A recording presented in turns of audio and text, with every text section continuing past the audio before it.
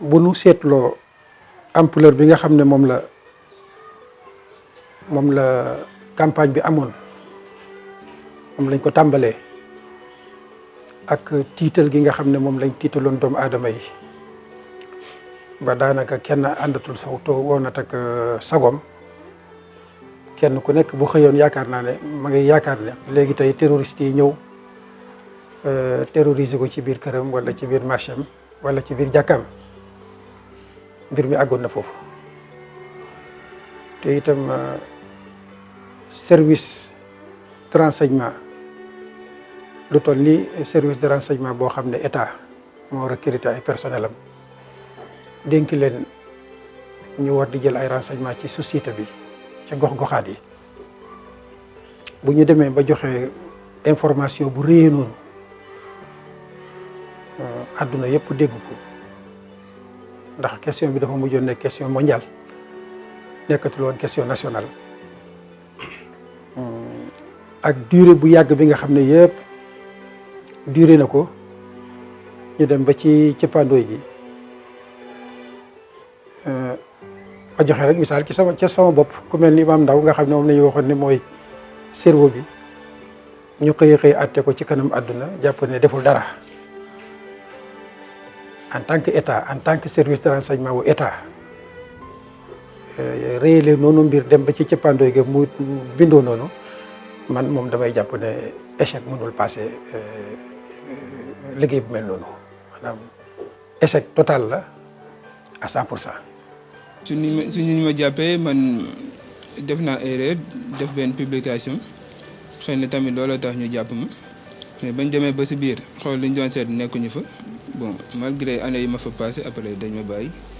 dans un pays de droit loolu moom dafa di loo xam ne système bu jaar yoon bu nekk daf ko war a prévoir ndax erreur yu mel ni nit nga téye ko juróomi fan rek xañ ko njabootam xañu moom doo tooñu loo ko moom rek parce que buñ la jàppee dugal la ci barab war nañu xelaat ci këram ñaata njaboot ñoo fa yeewoo lam fa daan def naka la toll jëmm ji moo daan def loola yëpp ñi mu doon leen jox ay cours dépense bi relation yi ci biti yooyu yëpp ñu paralyser ko juróomi fan rek kooku pour nga indemniser ko doomu aadama ma jàppandiwut. bon ku wax dëgg de yàlla tax rek neexul si xol waaye su fekkoon si man la dépendre si lay gën a méttee mais loolu volonté divine la mbiru borom bi la comme ñun ay croyant lañ dañ koy jëlawaat ci borom bi rek su boobaa dina mën a oyof tuuti si ñun. Ils ont été arrêtés pour des infractions relatives au terrorisme. Bon, la procédure la machine judiciaire a été déclenchée. Maintenant, arrivé au jugement, le juge les a condamnés. Bon, pour le cas d'Imam Ndao, j'espère qu'il a été condamné, non pas pour le délit de terrorisme, mais pour le délit de détention illégale d'armes. Bon, pour le cas de Saher, récemment, ce jeune étudiant-là qui est de Mbour, bon, bien qu'il n'a pas, le tribunal l'a reconnu coupable, mais il y a ce qu'on appelle un abus. Parce qu'il y a une différence entre le délit de terrorisme, entre l'infraction portant sur le terrorisme proprement dit et l'infraction portant sur l'apologie du terrorisme.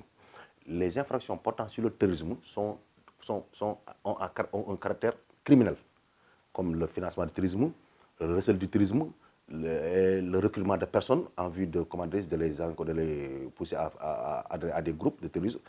Il y a aussi le recel de terrorisme, je l'ai dit. Il y a aussi le financement du terrorisme. Ce sont ces infractions qui sont connexes au terrorisme. Mais de l'autre côté, l'apologie du terrorisme ne fait pas partie de cette infraction de terrorisme. Voilà pourquoi le cas de Saher ne méritait pas d'aller en chambre criminelle, n'est-ce pas, aux chambres criminelles. Bon, parce qu'il n'a pas été dédommagé. Pourquoi? Parce qu'il a été reconnu coupable, mais le tribunal, la cour, a rectifié le tir. Parce que dans la procédure était criminelle. Mais au fond, à l'arrivée, le juge a rendu une décision qui est une décision correctionnelle.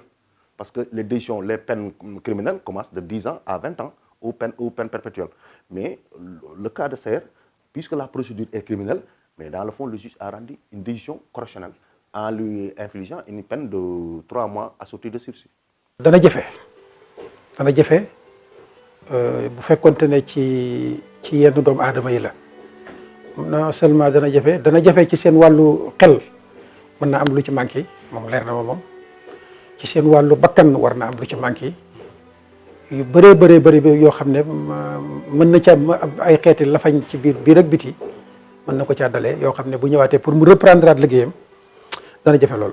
mais nag ñun ci suñu côté yàlla dafa def maa ngi doon nekkoon en contact direct ak famille bi ak ñi nga xam ne ñoom lañ doon yónni muy Abdoulaye Ndaw mi ak mbokk yi fa daan ñëw di waxtaan ak ñoom ku ci ñëw man la may njëkk waxtaan moom mooy njaboot gi liggéey bi nañ ko war a continuer. mouvement de soutien yi moom man mun naa wax ne su ma mënee gën a tenir sama prison gérer ko ñoom tamit grâce à ñoom jàpp nañ si lu bëri su mel ne association pour la solidarité et la coopération bu boo xam ne pa Mouhamadou Lamine Diagne moo ko jiite. Ça n'a jamais existé dans l'histoire de l'école sénégalaise.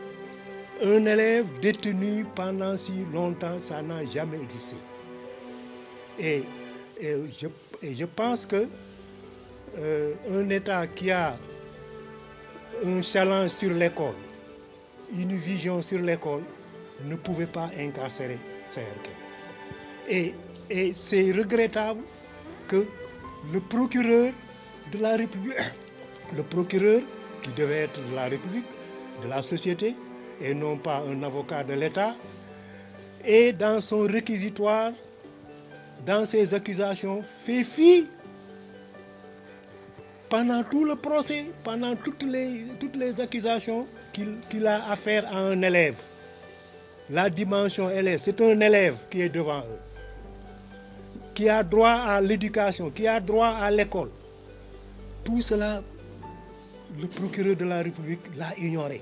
ñëw nañ fi ba ñëwee fëgg buntu yi dajji buntu yi xale yi di yuuxu fii man dama jàppoon ne sax xëy na oto boobu ñu naan mooy 4x4 bi wër Saloum di agressé nit ñi aw moon sikki sàkk ne loolu bi ñëwee loolu laa leen wax dama leen waxoon ne man aw moon sikki sàkk ne yéen ay agresseur ngeen ndax heure bi yaakaar naa ne koo mosta xamal benn jéeye mosoo koo xamal benn problème doo ko ñëwal heure bi muy ay 3 heures de matin jàpp 4 heures bu ko defee nee naa leen bu fekkente ne gendarmerie la normalement war nañu am beneen méthode de travail beneen méthode bu ñuy liggéeyee bu bokkut ak bii loolu itam maa ngi koy waxaat bu baax a baax nit ko mosta xamal benn jéeye mosoo koo woo ci benn xeetu jéeye pousse sax mosu koo jëm nit vraiment nga xëy attaqué ko attaque bu mel noonu song bu mel noonu loolu rafetut te nii la demee dégg naa sama gannaaw am na fi xale yu jigéen yu bari yoo xam ne dañu am perturbation mentale dañu ay weer yoo xam ne dañuy am problème mental am na ci góor goo xam ne dégg naa moom ca saasa rek la mel ni dafa teqali ko sagom mel ni dafa dof waaw ba tey jii am na ci soxna soo xam ne ba tey jii fi mu ne nii dafa teqali ko sagom non seulement tiit mais dafa en permanence daf ko topp. daf ma choqué parce que terrorisme nu mu rëyee te du accusation boo xam ne dafa tuuti kuñ ko tuumaal bon dafay dis si yow ak sa famille bon début bi nag vraiment am na ñi nga xam ne tamit dañ doon douter un peu si sama innocence mais affaire bi li mu doon gën di dem dëgg bi doon gën a leer. média bi jàngat naa ci ñaari yëf jàngat naa ci benn partie boo xam ne vraiment ñu ngi doon def seen liggéey ci façon boo xam ne bu jaar yoon la bu objectif la nga xam ne li ñu dégg moom la ñuy bind moom la ñuy joxe ca nañ ko déggee amuñu intérêt ci yokku ci amuñu intérêt ci wàññi ci.